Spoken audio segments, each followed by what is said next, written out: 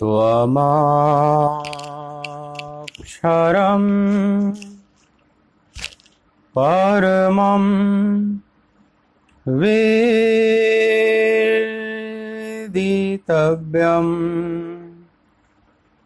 त्वमस्य विश्वस्य परं निधानम् त्वमव्ययः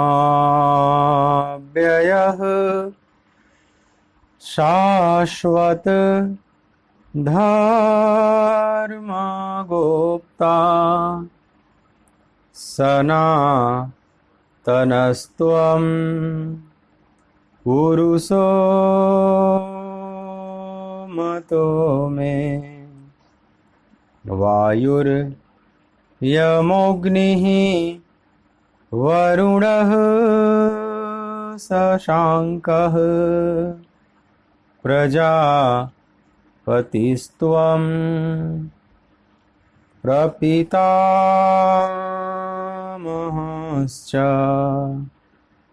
नमो नमस्तेस्तु सहस्रकृत्वः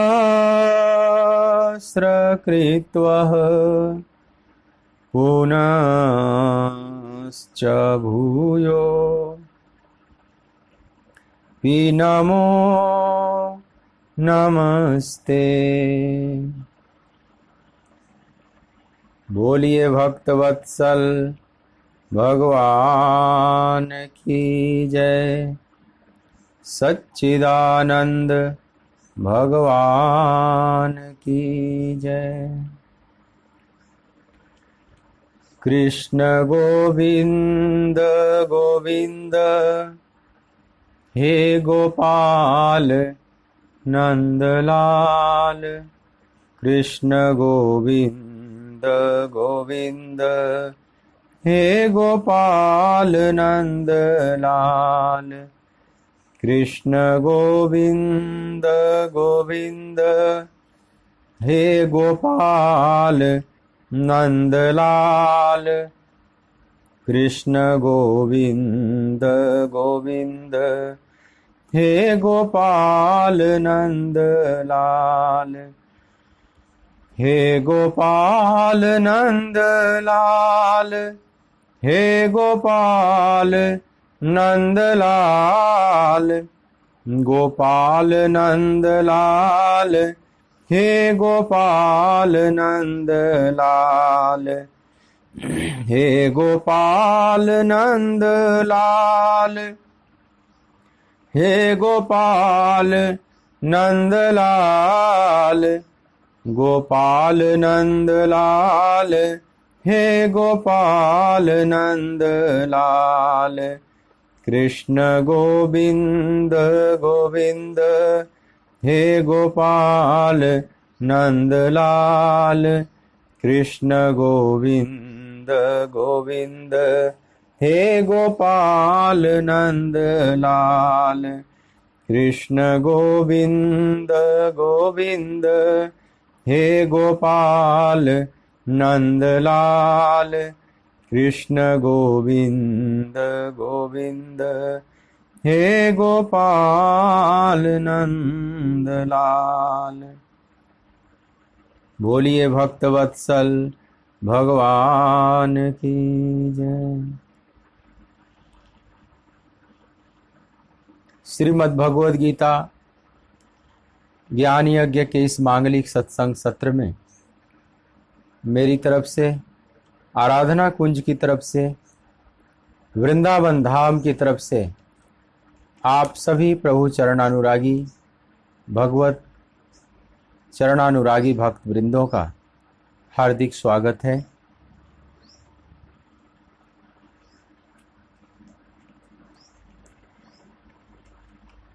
गीता में अर्जुन की जो स्थिति है, जो मानसिक स्थिति है, उसका वर्णन स्वयं अर्जुन अपने मुख से कर रहे हैं कि कैसे मेरा मन भ्रमित हो रहा है। भ्रमतीव च मे मनः। जब दोनों सेनाओं का ठीक से निरीक्षण किया, अर्जुन के कहने पर भगवान कृष्ण ने रथ को दोनों सेनाओं के मध्य में खड़ा कर दिया और अर्जुन देखते हैं कि दोनों तरफ तो अपने ही लोग हैं। दृष्ट्वेवं स्वजनम कृष्ण यूत्सुम समुपस्थितम। हे कृष्ण, दोनों तरफ जो उपस्थित सेना है, इसमें शत्रु मैं किसको कहूं? ये तो सब अपने ही लोग हैं, ये तो स्वजन दिखाई पड़ रहे हैं। और ऐसा देखते ही अर्जुन इतने मोहग्रसित हो जाते हैं और मानसिक रूप से इतने परेशान हो जाते हैं कि वह मानसिक परेशानी उनके शरीर पर भी परिलक्षित होने लगती है। शरीर शिथिल होने लगा, रूंगटे खड़े हो गए, मुख सूखने लगे, शरीर में कंप होने लगा, तापमान शरीर का बहुत बढ़ गया। त्वक्शयो परिदह्यते। हाथ से धनुष जैसे छूटा चला जा रहा है, धनुष को संभालने की भी शक्ति अब नहीं बची और खड़ा होने में भी अपने आप को अब शक्य नहीं पा रहे हैं। खड़ा होने की भी जैसे ताकत अब अर्जुन में नहीं बची है। मन बिल्कुल भ्रमित हो रहा है। इस अवस्था का अर्जुन स्वयं वर्णन भगवान कृष्ण से कर रहे हैं और फिर अर्जुन ने थोड़ा अब तर्क देना भी प्रारंभ किया कि समस्त लक्षणों को भी मैं विपरीत देख रहा हूं। हे केशव, अपने ही स्वजन समुदाय को मारकर किसी भी प्रकार से मैं स्थिर अर्थात कल्याण नहीं देख रहा हूं। अपने लोगों को मारकर भी क्या कभी कल्याण की प्राप्ति हुई है? इसलिए समस्त लक्षण विपरीत दिख रहे हैं। और फिर अर्जुन कहते हैं कि मुझे अब विजय की आकांक्षा नहीं है। न कांक्षे विजयम कृष्ण। हे कृष्ण, मुझे यह विजय नहीं चाहिए। न तो राज्य चाहिए, न सुख चाहिए, क्योंकि हे गोविंद, जिनके लिए मैं राज्य सुख भोग इत्यादि सब चाहता था, येषाम् अर्थे कांक्षितम नो, जिनके लिए मैं ये सब आकांक्षा करता था, मैं चाहता था, वे ही लोग अपने प्राणों की बाजी लगाकर इस युद्ध में खड़े हैं। तो ऐसी विजय मुझे नहीं चाहिए। और फिर अर्जुन आगे कहते हैं, अर्जुन अनेक अब दलील देने लगे हैं। अर्जुन अनेक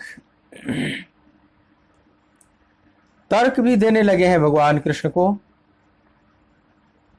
34वां श्लोक, प्रथम अध्याय का 34वां श्लोक देखें। आचार्याः पितरः पुत्रास् तथैव च पितामहः मातुलः श्वशुरः पौत्रः श्यालाः संबंधिनस्तथा।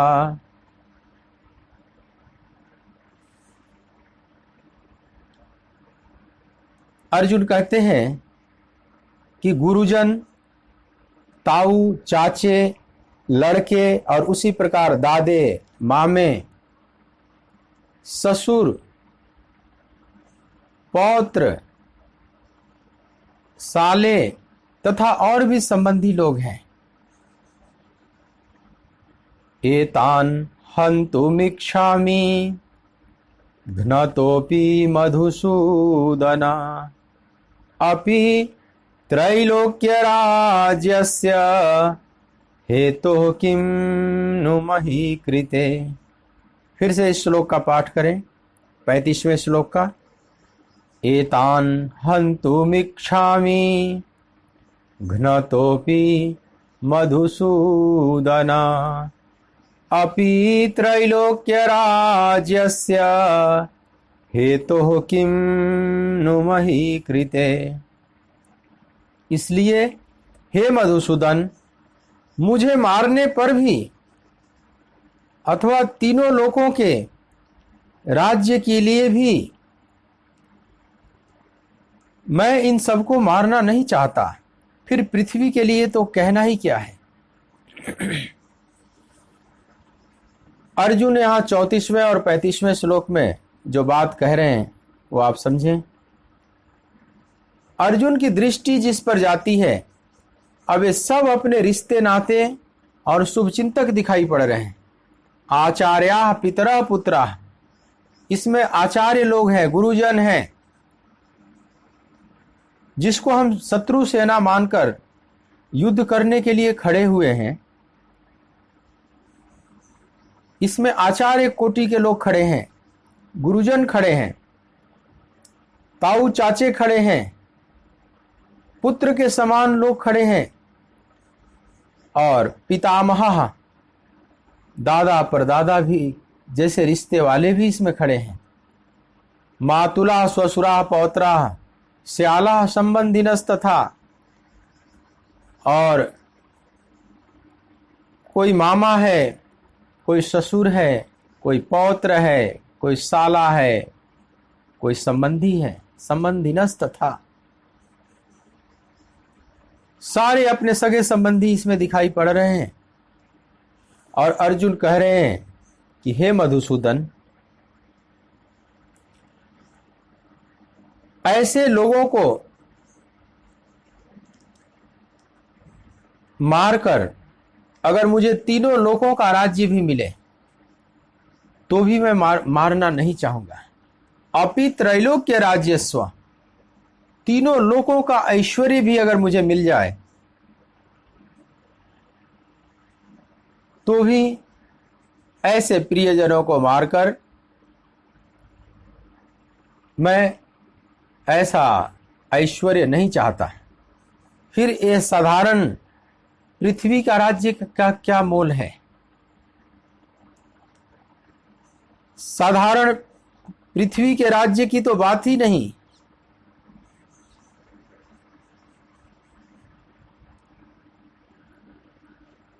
यह पृथ्वी का राज्य तो बड़ा तुच्छ है, बहुत साधारण है। तीनों लोकों का राज्य भी अगर मिल जाए, मतलब समस्त जगत का ऐश्वर्य भी मिल जाए, इतना भी कोई प्रलोभन दे आकर कि तुम यह युद्ध करोगे तो तीनों लोकों का राज्य तुझे मिलेगा, तो भी मैं यह युद्ध नहीं करूंगा। और यह साधारण पृथ्वी और हस्तिनापुर और इंद्रप्रस्थ पाने की तो बात ही क्या है। स्वयं इंद्रासन भी आ जाए, स्वयं इंद्र आकर कहे कि मेरा इंद्रासन भी ले लो, पूरे स्वर्ग का राज्य भी ले लो, तो भी मैं इस युद्ध को नहीं करूंगा। यह साधारण पृथ्वी के राज्य की बात ही क्या है। अर्जुन अब युद्ध करने से पीछे हटना प्रारंभ कर देते हैं। अर्जुन की मानसिकता से ऐसा प्रतीत होने लगा है भगवान कृष्ण को कि अर्जुन अब युद्ध से पीछे हट रहा है, हटना चाह रहा है। लेकिन हटने के लिए कुछ दलील चाहिए, कुछ तर्क चाहिए। मैं अकारण नहीं हट रहा हूं, उसके पीछे जो तर्क है वह बड़ा मजबूत है, अर्जुन ये कहना चाहते हैं। तो अर्जुन बड़ा जबरदस्त तर्क देते हैं और भगवान देख रहे हैं कि यह मोह के अंधकार में डूबा चला जा रहा है। अब अर्जुन को कुछ भी साफ साफ नहीं दिखाई पड़ रहा है, सब कुछ धुंधला धुंधला हो गया, क्योंकि मोह का अंधकार इतना घना होता जा रहा है।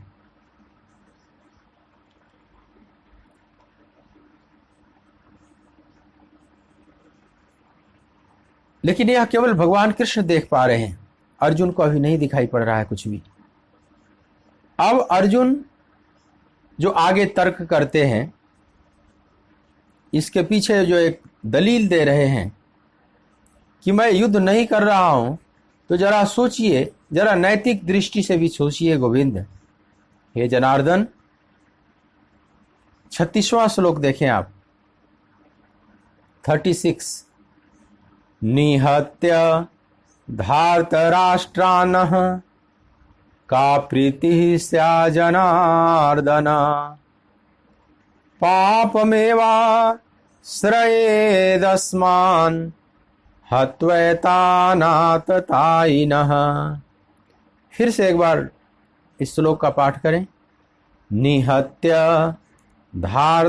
धार्तराष्ट्रानः का प्रीतिः स्या जनार्दन पापमेवाश्रयेदस्मान् हत्वैतानाततायिनः।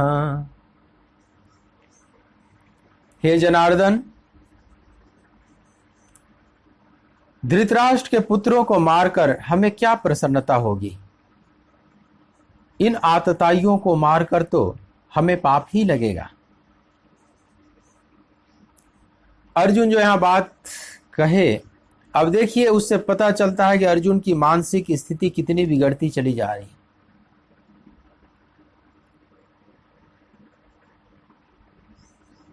अर्जुन कहते हैं, हे जनार्दन, धृतराष्ट्र के पुत्रों को मारकर हमें क्या प्रसन्नता होगी, क्योंकि इन आतताइयों को मारकर तो हमें पाप ही लगेगा। हत्वे ताना तताइनः, इन आतताइयों को मारकर मुझे पाप लगेगा। अर्जुन के इस बात पर आप ध्यान दें कि आतताइयों को मारकर पाप लगेगा, तो फिर किसको मारकर पुण्य मिलेगा? अर्जुन से प्रश्न किया जाए, यह जो आपने गांडीव धनुष ले रखा है, इतने दिव्यास्त्रों को आपने इकट्ठा किया है, तो यह किसको मारने के लिए? ये धनुष बाण आखिर क्यों आपने संग्रह किया है? बचपन से धनुष बाण का अभ्यास किस लिए किया है? आतताइयों को मारने के लिए ही ना। जो क्षत्रियोचित कर्म है, आतताइयों से मानवता की रक्षा करना। आतताई का वध भी किया जाता है, लेकिन अर्जुन कहते हैं कि इन आतताइयों को मारकर तो मुझे पाप लगेगा। पाप मेवा श्रेय दस्मान हत्वेत अनाततायिनः। आतताइयों को मारने से पाप नहीं लगता, जो आतताई नहीं है उन्हें मारने से पाप लगता है। क्योंकि आतताई को मारने से पाप लगता है, तो फिर तो किसी को भी मारने से पाप लगेगा। और जो ये धनुष बाण लिए हुए हैं, क्षत्रिय कर्म अपना निभा रहे हैं अर्जुन, तो आतताइयों को मारने के लिए। लेकिन अब उनके बातों में अब विरोधाभास दिखाई पड़ रहा है। अपने ही बातों का जैसे अर्जुन खंडन किए चले जा रहे हैं, अपने ही बातों में जैसे मेल नहीं बैठ रहा है। इसलिए कहते हैं हत्वे ताना तताइना, आतताइयों को मारकर मुझे पाप लगेगा। लेकिन बात कुछ और है। अगर सचमुच आतताई के रूप में दिखाई पड़ते ये कौरव इत्यादि, तब तो अर्जुन को और प्रसन्नता होती कि मुझे बढ़िया क्षत्रिय धर्म पालन करने का एक अवसर मिला हुआ है, आतताइयों से धरती को मुक्त करने का मुझे अवसर मिला हुआ है। और आनंदित होकर बड़े उत्साह से भरकर अर्जुन बाण चलाते। अर्जुन आतताइयों का वध करते। अर्जुन कभी नहीं ये सोचते कि इन आतताइयों को मारकर मुझे पाप लगेगा, इस बात को कभी नहीं सोचते। लेकिन वास्तविकता यह है कि अर्जुन का चित्त मोहग्रस्त हो चुका है और मोह ने ऐसे इनके ज्ञान को ढक लिया कि जो अर्जुन तर्क दे रहे हैं उसमें ऐसा लग रहा है स्वयं अपने ही बातों को काट रहे हैं, अपने ही बातों का खंडन कर रहे हैं। इसलिए ऐसा कहते हैं कि हत्वे ताना तताई, इन आतताइयों को मारकर तो मुझे पाप लगेगा।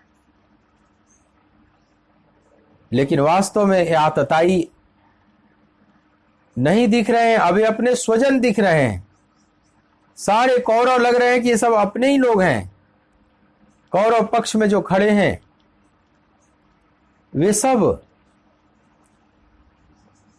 कोई दादा परदादा तुल्य है, कोई मामा है, कोई ससुर है, कोई साला है, कोई पुत्र तुल्य है, ताऊ चाचा तुल्य है, पौत्र तुल्य है, गुरु तुल्य है।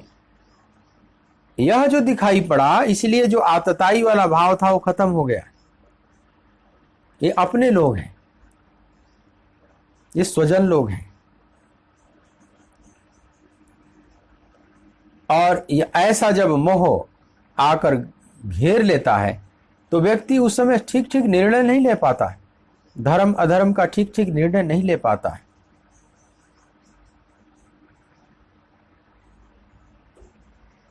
और अर्जुन भगवान से कह रहे हैं कि इन्हें मारकर मुझे पाप ही लगेगा। पाप पुण्य की परिभाषा बदल गई अर्जुन की। जबकि पाप की परिभाषा है कि आतताई को मारकर पुण्य मिलेगा, आतताई को बचाने से पाप लगेगा। लेकिन यहां पर परिभाषा बदल जाती है, क्योंकि अज्ञान ने, स्वार्थ ने, मोह ने इनकी बुद्धि को ढक लिया। मोह सकल व्याधिन कर मूला, पुनित हिते उपजहि बहुसूला। यह समस्त व्याधियों का मूल कहा जाता है और वह जो मुख्य बीमारी है अर्जुन को पकड़ ली। अब अर्जुन ठीक ठीक न्याय नहीं कर पा रहे हैं, अपने क्षत्रियोचित धर्म को भी भूल गए।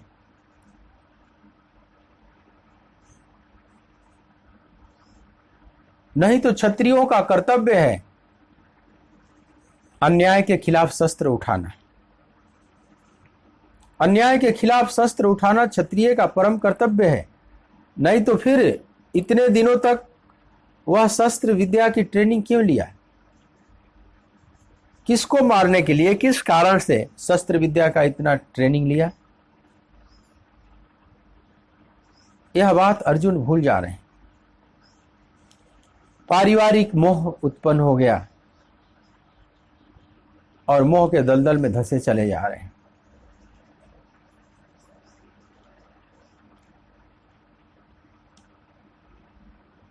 और लेकिन अर्जुन का अहंकार इस बात को स्वीकार करने को राजी नहीं कि मैं गलत हूं। जब व्यक्ति गलत रास्ते पर भी चल देता है तो कई बार अहंकार इस बात को स्वीकार नहीं करने देता कि तुम गलत हो। कई बार तो चोरों को से भी पूछिए, अगर चोरी किया है चोर और उससे कहा जाए कि तुम चोरी क्यों कर रहे हो, तो अपने को बचा लेगा और कहेगा कि मैं ही कहां चोरी कर रहा हूं, सारी दुनिया चोरी कर रही है।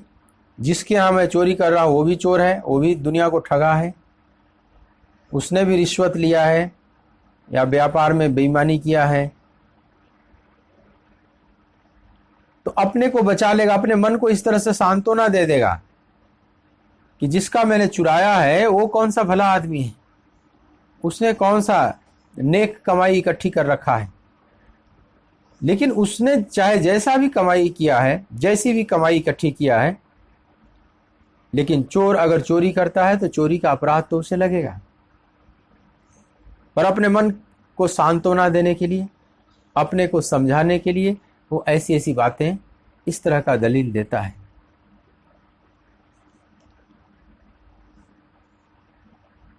चूंकि अहंकार इस बात को स्वीकार करना नहीं चाहता कि मैं गलत काम में कर रहा हूं, मैं गलत काम कर रहा हूं, ऐसा अगर बार बार बोध होता रहे तो मन बड़ा पीड़ित होने लगता है। आतंकवादी हैं, बम ब्लास्ट कर देते हैं कहीं भी मार्केट में, भीड़ भाड़ वाली जगह पर, और मान लो वही आतंकवादी भागकर छुप गया, फिर अपने घर में टीवी पर देख रहा है, न्यूज चैनल्स पर देख रहा है, इतने लोग मारे गए, इतना क्रंदन हो रहा है, माताएं रो रही हैं, बच्चे रो रहे हैं, हाहाकार मचा हुआ है। उसको देख देख कर बड़ा अच्छा लगता है। वो यही चाहता है कि अधिक से अधिक लोग मरें, अधिक से अधिक हाहाकार मचे। जितनी अधिक संख्या सुनेगा कि इतने लोग मारे गए, और जितना वो रुदन और क्रंदन सुनेगा, उसको उतना ही अच्छा लगेगा। वो ग्लानि से नहीं भरा हुआ है, उसके अंदर कोई ग्लानि नहीं कि मैंने कोई गलत काम किया है। उसका कारण है उसका अहंकार। अहंकार कहता है कि तुमने गलत नहीं किया, जिनको मारा है सब काफिर हैं, ये तो मारने ही के योग्य थे, तुमने ठीक किया है। उसका अहंकार इस तरह से उसको सांत्वना दे देता है, और वो फिर आश्वस्त रहता है कि मैंने गलत नहीं किया है। अर्जुन यहां युद्ध से पीछे हटने लगे हैं, लेकिन पीछे हटने में मन को कई तर्क देकर समझाना प्रारंभ कर देते हैं। ये तो अपने लोग हैं, ये है जबकि पापी है, आतताई, ये मानता है। यह जो धृतराष्ट्र पुत्र है, ये दुर्योधन दुशासन इत्यादि हैं, शकुनी इत्यादि हैं, ये सब आतताई हैं। ये बड़े भारी आतंक मचा रखे हैं धरती पर, लेकिन चूंकि ये सब अपने हैं, इसलिए इन्हें मारकर हमें पाप लगेगा। अब जो सही न्याय करना चाहिए वो न्याय नहीं कर पा रहे हैं। यहीं पर धर्म से चूक रहे हैं अर्जुन। जैसे कोई जज है और उसका पुत्र ही अपराधी घोषित हो गया, किसी अपराध में पकड़ा गया है, अपराध सिद्ध भी हो चुका है। अब जो पिता है वो जज है, और उसी के कटघरे में उसका पुत्र खड़ा है, और अपराध सिद्ध हो चुका है कि इसने अपराध किया है। तो संविधान में ये नहीं लिखा हुआ है कि यदि आपका पुत्र आ जाए, आपका कोई स्वजन संबंधी आ जाए कोर्ट में, तो उसके साथ नरमी से व्यवहार करना है, उसको उतनी कड़ी सजा नहीं देनी है जितनी सजा और लोगों को दिया करते हो। ऐसा किसी भी संविधान में नहीं लिखा हुआ है। जब न्यायालय में न्यायाधीश बैठता है अपनी कुर्सी पर, तो उस समय अपना पराया इस भाव से वो न्याय नहीं करता। अगर अपराध सिद्ध हो गया है तो चाहे अपना ही बेटा क्यों न हो, वहां अपना बेटा नहीं है, वो एक अपराधी है, और उसके साथ भी वही व्यवहार करना होगा, वही न्याय देना होगा जो और लोगों के साथ जज देता है। अगर वही न्याय नहीं करता, अपने बेटा देखकर, अपना ही आदमी देखकर वो थोड़ा नरमी से व्यवहार करने लगा, सजा कम कर दिया, तो ठीक न्यायाधीश नहीं है। उसने न्याय के साथ अन्याय किया है। न्याय के साथ ठीक ठीक न्याय तभी है जब उस समय उसको ये सब सगे संबंधी कुछ न दिखे। ये आतताई है, इसने गलत किया है और इसको दंड मिलना ही चाहिए, चाहे वो अपना पुत्र ही क्यों ना हो। लेकिन अर्जुन यहां पर ठीक से जजमेंट नहीं कर पा रहे। अर्जुन ये तो स्वीकार कर रहे हैं कि ये जो कौरव है बहुत आतताई है,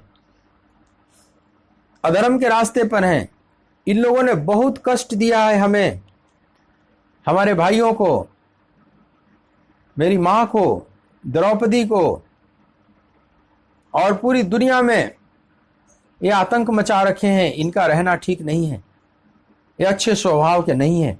इस बात को तो अर्जुन स्वीकार कर रहे हैं, इसीलिए प्रयोग शब्द कर रहे हैं उनके लिए आतताई ना। ये आतताई है, इसमें कोई संशय नहीं,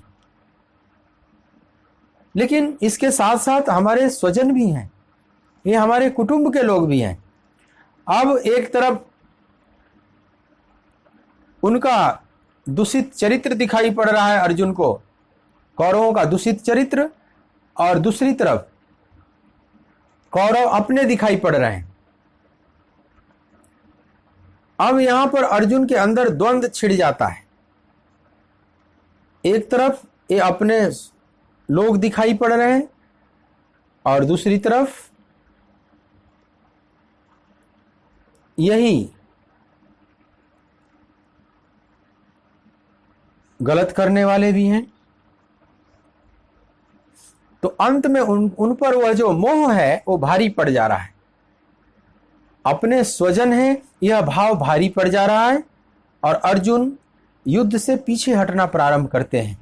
मतलब अब इनके लिए यह धर्म युद्ध अधर्म युद्ध दिखाई पड़ने लगा है। अब ये युद्ध करना नहीं चाहेंगे। लेकिन भगवान कृष्ण ने देख लिया कि अर्जुन गलत रास्ते पर चल पड़ा, अपना क्षत्रियोचित धर्म त्याग रहा है।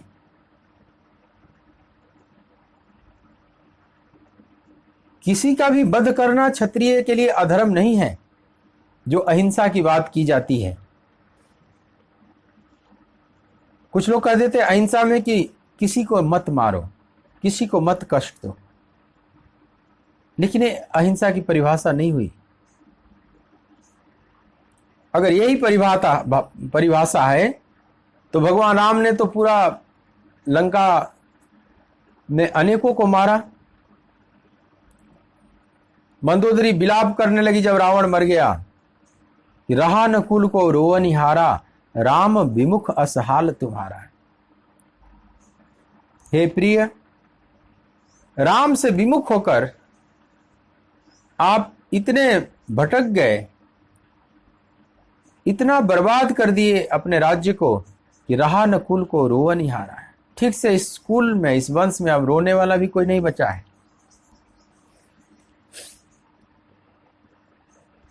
तो रावण को दंडित किया ना भगवान राम ने, मारा, कुंभकर्ण को मारा, मेघनाथ मारा गया, अनेकों को मारा, अनेक राक्षसों को, असुरों को मारा। हनुमान जी ने मारा कईयों को, शुरू में भी मार डाला। अक्षय कुमार को, रावण के पुत्र अक्षय कुमार को हनुमंत लाल ने मार डाला। लंकिनी को मारा, सिंगिका को मारा समुद्र में, ताहि मारी मारुत सुतवीरा, बारिधि पार गयऊ मति धीरा। तो अगर केवल किसी के मारने से हिंसा हो जाएगी और न मारने से कोई अहिंसक हो जाएगा, तो आपने ठीक से हिंसा अहिंसा को नहीं समझा। बहुत जगह मारना पड़ता है। भगवान कृष्ण ने भी अनेकों को मारा। इस वृंदावन में भी, ब्रज में अनेकों असुरों का अंत किया। जरूरत पड़ी तो अपने मामा कंस को भी वध कर दिया। अगर भगवान कृष्ण को ही देखता अर्जुन, इन्होंने भी तो अपने मामा कंस को मारा है, वह भी तो अपना स्वजन ही था, लेकिन आतताई था। तो भगवान कृष्ण ने न्याय किया यहां पर। भले ही रिश्ते में मामा ही क्यों न हो, लेकिन एक बहुत बड़ा ये दुष्ट चरित्र व्यक्ति है, इसका धरती पर और रहना ठीक नहीं। इसने मेरे माता पिता को कारागृह में बंद कर रखा है, और तो और अपने पिता उग्रसेन को भी यह जेल में बंद कर रखा है, काल कोठरी में डाल रखा है। तो ऐसे आतताई को और अधिक दिन तक जीवित रहना उचित नहीं है। तो भगवान ने अपने मामा कंस को ही दंडित किया, और अर्जुन को यह दिखाई नहीं पड़ रहा है। अर्जुन कहते हैं कि मुझे तो दिखाई पड़ रहे हैं सब मातुला ससुरा पौत्रा से आला संबंधिनस्त था। हे गोविंद, इसमें तो सब मामा, ससुर, पौत्र, साला, संबंधी, गुरु, पिता, पुत्र, पौत्र, दादा, परदादा, सब यही सब दिख रहे हैं। लेकिन थोड़ा सा विचार करते कि जब न्याय देने की बात आती है तो यहां इन सब रिश्तों को नहीं देखा जाता है।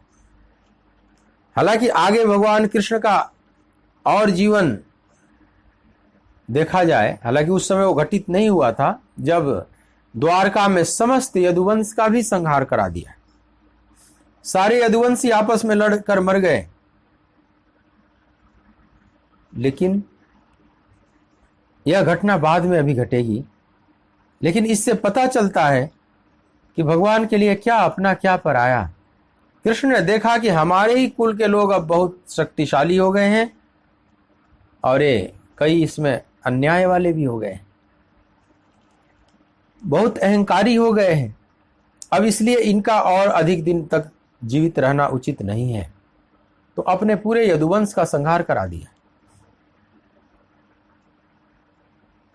भगवान के लिए क्या अपना क्या पराया, सब अपने हैं। लेकिन जो गलत कर रहा है उसको वैसा पुरस्कार मिलना चाहिए। जो जैसा कर्म करेगा उसको फल देगा भगवान, यह है गीता का ज्ञान। उसके कर्मों के अनुसार उसको फल मिलना ही चाहिए।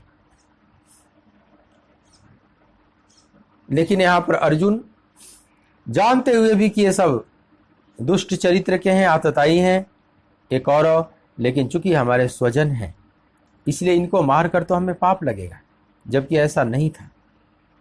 कई जगह क्षत्रियों को मारना पड़ता है। जंगल में राजा शिकार खेलने जाता है, राजकुमार शिकार खेलने जाता है। अब एक सामान्य व्यक्ति को लगेगा तो हिंसा है, और ये हिंसा नहीं है। और छोटे मोटे नहीं, बड़े बड़े भी शिकार खेलने गए हैं। भगवान राम जैसे, अगर राम का आप चरित्र पढ़ो, तुलसीदास जी ने भी रामचरितमानस में लिखा है, भगवान राम जैसे भी शिकार खेलने जंगल में जाते हैं।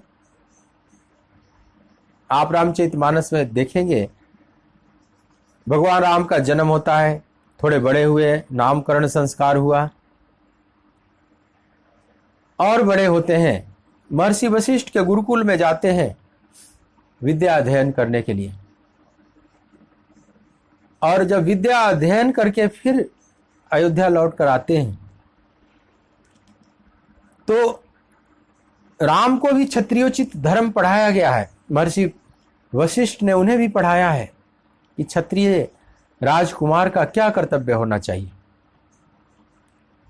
तो जंगल में शिकार खेलना, पशुओं का वध करना, यह भी उनका धर्म है। अब वो क्यों है उस पर भी विचार, ऋषियों ने जो नियम बनाया है वैसे अकारण नहीं बनाया है, उसके पीछे बहुत बड़ा कारण है। इसलिए राम भी जा रहे हैं। इसलिए गोस्वामी जी लिखते हैं कि बंधु सखा संग ले ही बोलाई, बन मृगया नीत खेल ही जाई, पावन मृग मारही जिय जानी, दिन प्रति नृपहि दिखावही आनी, जे मृग राम बान के मारे, ते तनु तजी सुर लोक सिधारे। गोस्वामी जी लिखते हैं कि बंधु सखा संग ले ही बुलाई। अपने बंधु मतलब अपने भाइयों को और सखाओं को, मित्रों को साथ में ले लेते थे, और वन मृगया नित खेल ही जाई, और वन में शिकार खेलने के लिए रोज जाते थे। नित खेल ही जाई मतलब रोज, मतलब राम भी शिकार खेलने जाते थे। और पावन मृग मार ही जिए जानी, और पावन मृगों को मारते हैं, पशुओं को, और दिन प्रति नृप ही दिखावही आनी। और अपने पिता को, राजा दशरथ को रोज दिखाने आते थे। सारे भाई और मित्र सब मार मार कर जो लाते थे और वो सब पिता के सामने रख देते थे कि मैंने इस जीव की हत्या किया, इसका वध किया।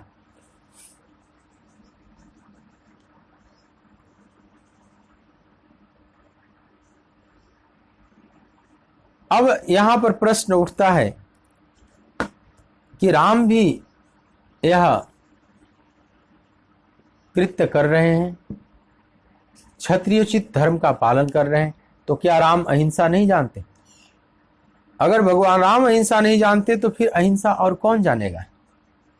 फिर तो अहिंसा की परिभाषा और कोई भी नहीं जान सकता। भगवान राम सब अहिंसा जानते हैं। यह क्षत्रियोचित धर्म का पालन करके क्षत्रियों को यह प्रेरणा दे रहे हैं कि जंगल में शिकार खेलना तुम्हारा धर्म है, इसका पालन मैंने भी किया है। एक माता भगवान राम का ये भक्त थी और रामायण वगैरह खूब पढ़ती थी। अचानक इस पर विचार करने लगी, इस चौपाई पर, और उसको अश्रद्धा हो गई रामायण से कि राम भी बस पशुओं का वध करते थे, पावन मृग मारा ही बन जाई, पावन मृगों का वध करते थे। लेकिन वह माता ठीक से क्षत्रियोचित धर्म को जानती नहीं कि यह धर्म है उनका और एक क्यों बनाया गया है, इसके पीछे भी आप कारण को समझें। देखो, जंगल में बहुत से जब जीव हैं और उसमें कोई जीव बहुत ज्यादा हो जाते हैं, अनुपात में बहुत ज्यादा हो जाते हैं, जैसे जंगल में 50 शेर होने चाहिए लेकिन 100 हो गए, संख्या उनकी बढ़ गई। 50 शेर ज्यादा हो गए हैं, होने चाहिए थे 50। तो अब इससे क्या नुकसान होगा? अब ये संतुलन को बिगाड़ देंगे जंगल के। अब ये जितने मृगे हैं सबको खा जाएंगे, और मृगा जब खा जाएंगे तो फिर आबादी में मनुष्यों को खाने के लिए दौड़ेंगे, क्योंकि ये घास पात तो खा नहीं सकते। आवश्यकता से ज्यादा हो गए हैं तो पेट भरने के लिए सारे मृगों को खा जाएंगे और फिर मनुष्यों में नरभक्षी हो जाएंगे, मनुष्यों के ऊपर आक्रमण करना प्रारंभ करेंगे, मनुष्यों की बस्तियों में घुसेंगे। तो अब यहां नियम बनाया गया कि जो क्षत्रिय योद्धा हैं वे अपनी ट्रेनिंग कहां लें, अपने हाथ को कहां रवा करें।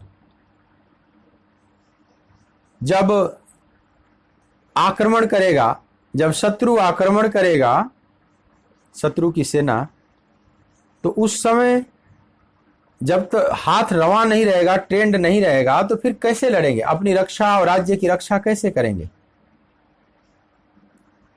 तो उसमें एक नियम निकाला गया कि जंगल में जैसे जो पशु ज्यादा हो जाए, जैसे शेर ज्यादा हो गए, 100 हो गए, होने चाहिए 50, अब 100 होना उचित नहीं है क्योंकि बाकी पशुओं को खा जाएंगे। तो इन्हीं पर अपनी ट्रेनिंग पूरी करो, इन्हीं का वध करो और उस संख्या को लाएं, उसको बैलेंस करें, एक सही अनुपात में लाएं। तो उससे क्या होगा कि बाकी जीवों की भी रक्षा हो जाएगी।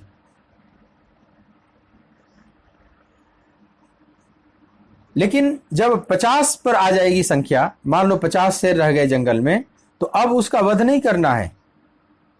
अब 50 के नीचे आ जाएगा मामला तो फिर रोक लगा दिया जाएगा कि अब जंगल में कोई एक भी शेर मार देगा तो उसे अपराधी घोषित किया जाएगा।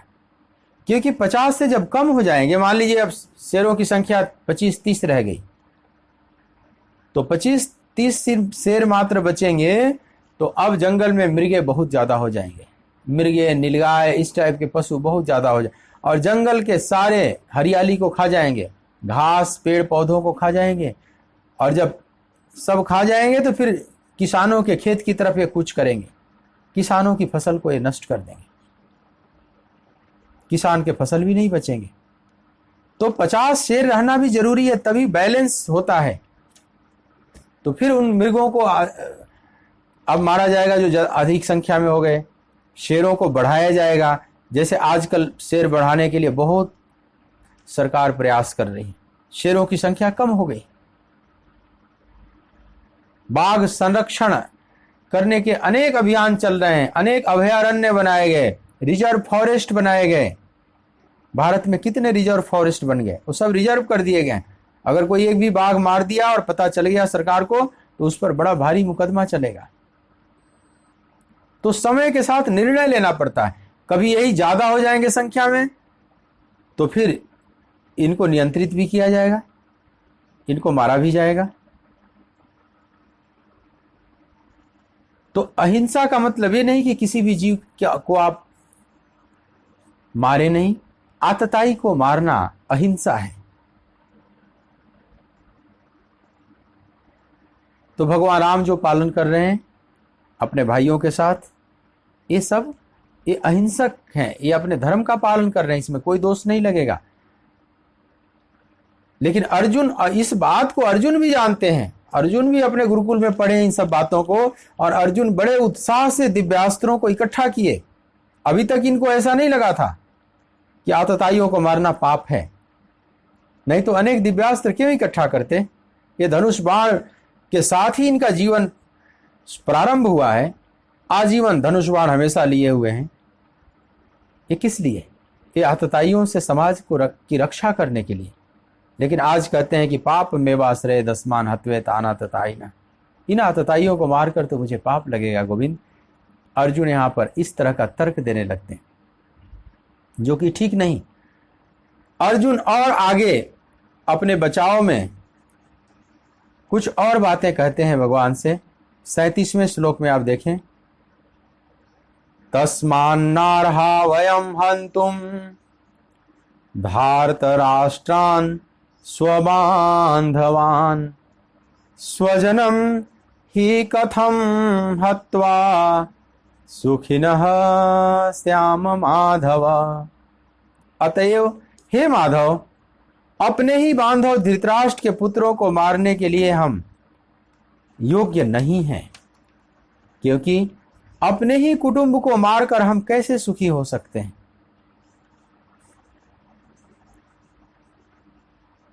अब अर्जुन जो वास्तविक तर्क देते हैं, अब यहां पर ठीक है, ये कह रहे हैं कि ये सब स्वजन हैं, ये केवल आतताई नहीं है, ये स्वजन भी हैं। धार्त राष्ट्रान स्वबांधवान, ये अपने ही भाई हैं, अपने ही स्वबांधवान यहां पर प्रयोग किया है अर्जुन ने। ऐसा लग रहा है ये सहोदर भाई हैं एक कौरव, जबकि सहोदर भाई नहीं थे, ये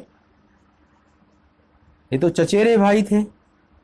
लेकिन अर्जुन इतना उनके प्रति ममत्व से भर गए हैं कि कहते हैं कि धार्त राष्ट्रान स्वबांधवान, माने जो धृतराष्ट्र के पुत्र हैं वे भी अपने ही हैं, ये सब स्व हैं, स्वबंधु ही हैं।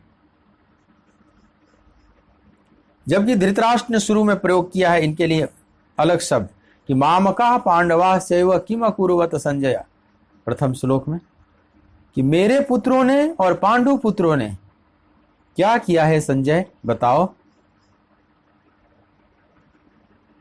लेकिन अर्जुन ऐसा नहीं कह रहे हैं कि मेरे और उनके, अर्जुन कहते हैं स्वबांधवान, ये सब अपने ही हैं, अपने ही बंधु हैं, भाई हैं। तो हे माधव, ऐसे स्वजनों को मारकर हम सुखी कैसे हो सकते हैं?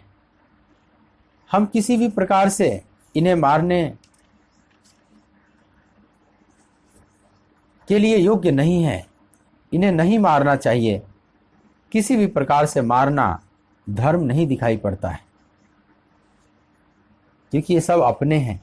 और फिर अर्जुन एक तर्क देते हैं कि भले ही उन्हें नहीं दिखाई पड़ रहा है, लेकिन हम लोगों को तो दिखाई पड़ रहा है ना। यह बात वे नहीं विचार कर रहे हैं।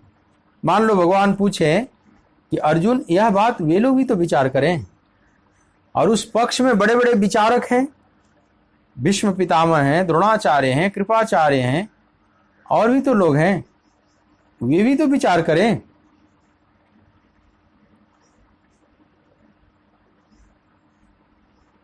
तो मानो अर्जुन कह रहे हैं कि वे नहीं विचार कर रहे हैं, लेकिन हम लोग क्यों न विचार करें। तो 38वें 39वें श्लोक में देखें, यद्यप्येते न पश्यन्ति लोभो पहत चेतसः कुलक्षय कृतं दोषं मित्रद्रोहे च पातकम् कथं न ज्ञेयमस्माभिः पापादस्मान्निवर्तितुम् कुलक्षय कृतं दोषं प्रपश्यद्भिर्जनार्दन। यद्यपि लोभ से भ्रष्ट चित्त हुए ये लोग कुल के नाश से उत्पन्न दोष को और मित्रों से विरोध करने में पाप को नहीं देखते हैं, तो भी हे जनार्दन, कुल के नाश से उत्पन्न दोष को जानने वाले हम लोगों को इस पाप से हटने के लिए क्यों नहीं विचार करना चाहिए।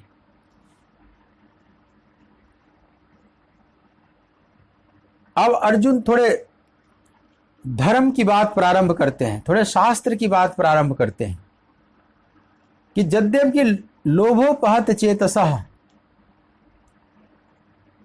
लोभ के कारण जिसकी चेतना ढक गई है, जो दुर्योधन इत्यादि हैं, जो कौरव हैं, इतने लोभ से अंधे हो चुके हैं कि इन्हें नहीं दिखाई पड़ रहा है। ये ठीक ठीक धर्म अधर्म को नहीं देख पा रहे हैं।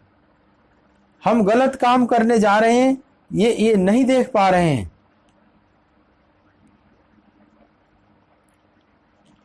क्योंकि लोभ ने इनके आंखों पर पर्दा कर दिया है।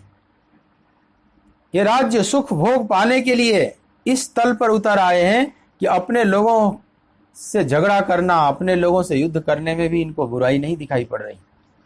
तो माना कि ये विषयांध हैं, विषय इनके लिए ज्यादा महत्वपूर्ण है, चाहे अपने ही लोग मारे जाएं। माना इनका ऐसा स्वभाव है।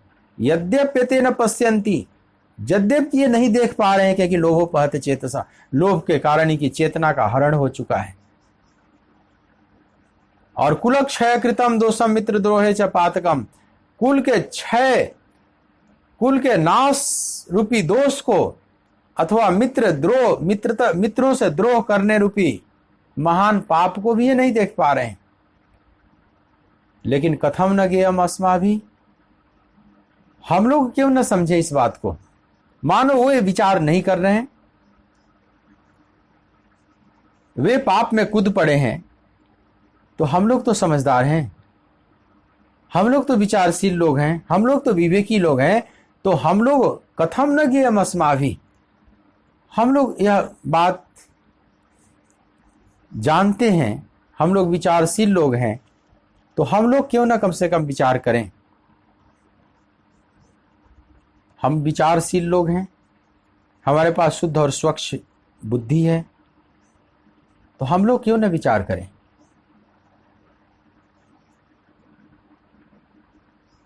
ऐसा अर्जुन भगवान कृष्ण को कहकर मानो कृष्ण को झकझोर रहे हैं। कृष्ण को अर्जुन थोड़े हिला रहे हैं, ये गोविंद आप मेरा समर्थन क्यों नहीं करते। ये तो स्पष्ट बात है कि दुर्बुद्धि दुर्योधन को बात समझ में नहीं आ रही है, क्योंकि लोभ के कारण उसकी बुद्धि मारी गई है, बुद्धि ढक गई है। तो उसकी बुद्धि लोभ के कारण ढक गई है। तो हम लोग तो समझदार हैं और आप तो महासमझदार हैं, आप तो परम समझदार हैं, आपसे ज्यादा समझदार और कौन हो सकता है। लेकिन आप भी हमारा समर्थन नहीं कर रहे हैं। आप तो कहिए कि हाँ अर्जुन तुम बात ठीक कह रहा है। कुलक्षय कृतम दोषम, कुल नाश रूपी ये भयानक दोष, ये निश्चित ही पाप है। तुम ठीक कह रहे हो अर्जुन, तुमने ठीक निर्णय लिया है। आप भी मेरा समर्थन नहीं कर रहे हैं। मैं कहाँ गलत हूं, मैं क्या गलत सोच रहा हूं। अर्जुन को अभी कुछ भी लग रहा है ऐसा नहीं कि मैं गलत कर रहा हूं, अर्जुन को लग रहा है ठीक कर रहा हूं। और निश्चित ही ये बड़ी सूक्ष्म बातें हैं। यहां पर कर्तव्य और अकर्तव्य का निर्णय लेना बड़ा कठिन पड़ रहा है। अर्जुन जैसे सूक्ष्म विचारक के लिए निश्चित ही कठिन पड़ेगा कि यह युद्ध करना चाहिए या नहीं करना चाहिए, क्योंकि इस युद्ध में जिसको हम अर्जुन शत्रु के रूप में खड़े पा रहे हैं अपने विपरीत, लेकिन देख रहे हैं कि ये सब शत्रु नहीं है, हमारा हित चाहने वाले हैं इसमें से बहुत, और फिर भी उनसे लड़ना पड़ रहा है। तो अर्जुन को ऐसा पाप दिखाई पड़ रहा है, और फिर यह जो महायुद्ध होगा हमारे कुल का विनाश कर देने वाला होगा, हमारे कुल के जितने कीमती लोग होंगे वे सब मारे जाएंगे इसमें। इस बात की कल्पना करके अर्जुन बड़े कंपित हो जाते। लेकिन भगवान कृष्ण को भी बार बार जनार्दन इत्यादि शब्द प्रयोग करके झकझोर रहे, हिला रहे। आप तो सोचिए, आप तो मेरा समर्थन कीजिए, लेकिन भगवान कृष्ण समर्थन नहीं कर रहे। भगवान कृष्ण कुछ नहीं बोल रहे हैं, अभी केवल अर्जुन को देख रहे हैं, अर्जुन को बोलने दे रहे हैं। अर्जुन कहां कहां भूले कर रहे हैं उस बात को पकड़े हुए हैं, क्योंकि भगवान देख रहे हैं कि यह जो भाव अर्जुन का व्यक्त हो रहा है यह करुणा के कारण नहीं, यह मोह के कारण, ममत्व के कारण ये सब बातें निकल रही है। इसमें कोई करुणा और अहिंसा प्रकट नहीं हो गया है। अर्जुन भटक रहे हैं, अपना क्षत्रिय धर्म छोड़कर गलत रास्ते पर जा रहे हैं, आतताइयों का पोषण कर रहे हैं, चूंकि ये हमारे परिवार के लोग हैं, सिर्फ इस कारण से कि भले ही आतताई हैं लेकिन ये लोग अपने वंशज हैं, अपने परिवार के लोग हैं, मतलब सही न्याय नहीं कर पा रहे। अब फिर अर्जुन तर्क देना प्रारंभ करेंगे कि मान लीजिए यह कुल का नाश हो जाए तो इससे क्या क्या नुकसान होगा।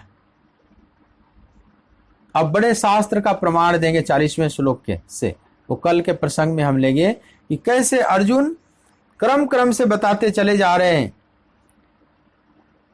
कि इस कुल के नाश होने से सनातन कुल धर्म नष्ट हो जाएगा, अधर्म व्याप्त हो जाएगा, फिर स्त्रियां दूषित हो जाएंगी, वर्ण संकर उत्पन्न होंगे और पिंडोदक क्रिया लुप्त हो जाएगी। पितर लोग जो हमारे पिंड और भोजन और जल जो ग्रहण करते हैं, तर्पण इत्यादि, वो सब नहीं स्वीकार करेंगे वर्ण संकरों से।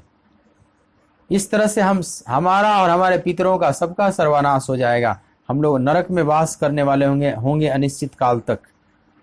ऐसा हमने सुना है, जो अभी तक अर्जुन ने शास्त्रों में सुना है, पढ़ा है, सत्संग किया है। अब उसी बात को रखेंगे कि शास्त्र के अनुसार भी देखा जाए तो मैं क्या गलत बोल रहा हूं हे जनार्दन।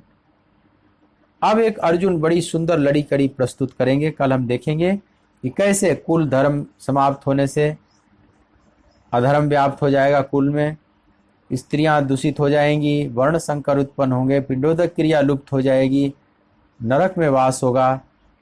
यह जो कल बात बताएंगे हम, इस कल लेंगे इस प्रसंग को। पितृपक्ष का यह समय चल रहा है, कल पितृपक्ष का अंतिम दिन है, तो थोड़ी सी इस पर भी बात करेंगे, चूंकि अर्जुन इसकी बात अब करेंगे कि लुप्त पिंडोदक क्रिया पतंती पितरो हे शाम, हमारे पितर लोग पतित हो जाएंगे, नीचे गिर जाएंगे, भोजन और जल ग्रहण नहीं करेंगे, और हम सब अपने पितरों के साथ अनिश्चित काल तक नरक में वास करने वाले होंगे। अब ये जो पिंडदान का समय चल रहा है, पितृपक्ष, इस बात को अर्जुन लेंगे। इस बात को अर्जुन भी सुने हैं, उन्हें तर्पण किया जाता है, उनको भोजन दिया जाता है, और ये सब जब वर्णशंकर उत्पन्न हो जाएंगे तो उनसे नहीं लेंगे। मान लो मैं भी मर जाऊंगा, मैं भी पितृलोक में चला जाऊंगा और आगे कुल वर्णशंकर उत्पन्न हो जाएंगे, तो हमारे तक वह पिंडोदक क्रिया पहुंचेगी नहीं। तो कल के प्रसंग में हम देखेंगे कि कैसे एक लड़ी कड़ी में अर्जुन दिखा रहे हैं कि कैसे धर्म का ह्रास होता चला जाएगा, तो क्या क्या नुकसान होगा। बात पितृलोक तक चली गई, लेकिन भगवान कृष्ण सब देखते रहेंगे, अभी समर्थन नहीं करेंगे। तो यह पितृलोक क्या है? पितरों के लिए जो हम पिंडदान करते हैं, तर्पण करते हैं, पिंडोदक क्रिया माने पिंड माने भोजन होता है, उदक माने जल, जो भोजन और जल इत्यादि दिया जाता है। ये क्या है, इसका क्या महत्व है, अर्जुन ने इन सब बातों को क्यों उठाया है, ये सब देखेंगे। और कल अध्याय की समाप्ति पर्यंत, कल इस प्रथम अध्याय को पूरा भी किया जाएगा और कल पितृपक्ष भी पूरा होगा और परसों से पुरुषोत्तम मास शुरू हो जाएगा। एक सूचनार्थ आपको मैं बताऊं, कल अपना प्रथम अध्याय पूरा होगा, पितृपक्ष पूरा होगा और परसों से पुरुषोत्तम मास शुरू होगा, जिसको अधिक मास, मल मास, लोन का महीना भी बोलते हैं, कई नामों से पुकारा जाता है। हर 3 साल बाद ये आता है। 3 साल बाद एक महीना अधिक बनाया जाता है, 12 महीने की जगह 13 महीना करके एडजस्ट किया जाता है पूरे वर्ष को। तो पुरुषोत्तम मास में बहुत लोग, चूंकि इसको पुरुषोत्तम कहा गया, बहुत उत्तम मास, तो इसमें बहुत लोग भजन कीर्तन, भगवत चर्चा इत्यादि करते हैं, पौराणिक कथाओं को सुनते हैं, जगह जगह कथा के आयोजन होते हैं, तीर्थों में बड़ी भारी भीड़ होती है। इस बार कोरोना की वजह से कम भीड़ रहेगी, लेकिन फिर भी पुरुषोत्तम मास में बहुत लोग अनेक अनुष्ठान करते हैं, परिक्रमा करते हैं, जप करते हैं, कथाएं सुनते हैं। कुछ लोगों की इच्छा हो रही थी कि हम मेरे से पूछ रहे थे कि आप महाराज क्या कर रहे हैं, पुरुषोत्तम मास जो 1 महीने का है इसमें क्या सुनाएंगे। वैसे तो अपने भगवत गीता का एक क्रम चल ही रहा है, लेकिन चलो कुछ लोगों का भाव बन रहा है तो भगवत चर्चा तो कहीं ना कहीं से करनी है और गीता से तो अपनी चर्चा चलती ही रहेगी समय समय पर। कल प्रथम अध्याय पूरा हो जाएगा तो 1 अध्याय तक की वार्ता पूरी हो गई।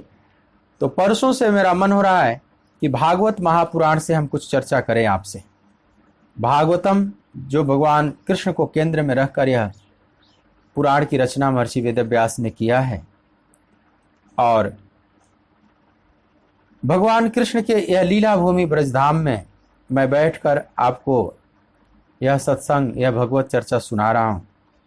तो पुरुषोत्तम मास आ रहा है तो वृंदावन धाम से भागवत कथा पर हम लोग विचार विमर्श करें, भागवत कथा का प्रसारण करें पूरे पुरुषोत्तम मास में।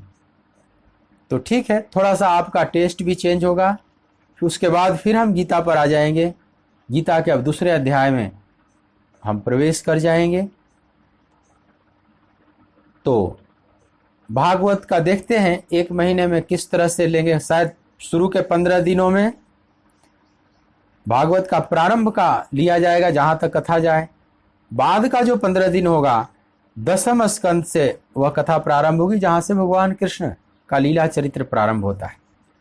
तो प्रारंभ में 15 दिन भागवतम का प्रथम स्कंद और महात्म्य कथा इत्यादि लेंगे, जिस उसमें भी थोड़ा सा प्रेत योनि से मुक्त होने के लिए धुंधकारी इत्यादि की कथा है, तो उस पर भी थोड़ा प्रकाश डाला जाएगा, वो भी महत्वपूर्ण है। और बाद का जो 15 दिन होगा उसमें भगवान कृष्ण की बाल लीलाओं का वर्णन किया जाएगा। तो कल हम लोग इस प्रथम अध्याय को पूरा करेंगे और फिर पुरुषोत्तम मास में भागवतम से कुछ कथामृत का पान करेंगे। आइए थोड़ा सा मेरे साथ कीर्तन करते हैं, फिर वाणी को विराम देते हैं।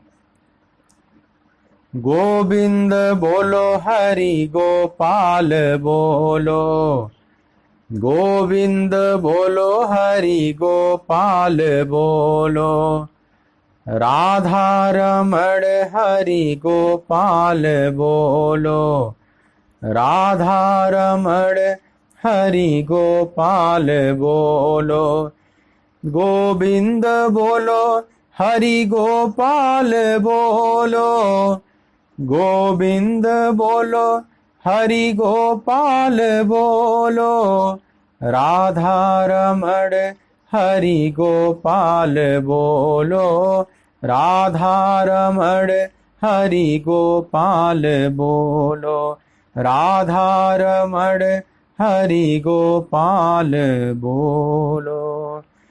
बोलिए भक्त वत्सल भगवान की जय। सच्चिदानंद भगवान की जय। ओ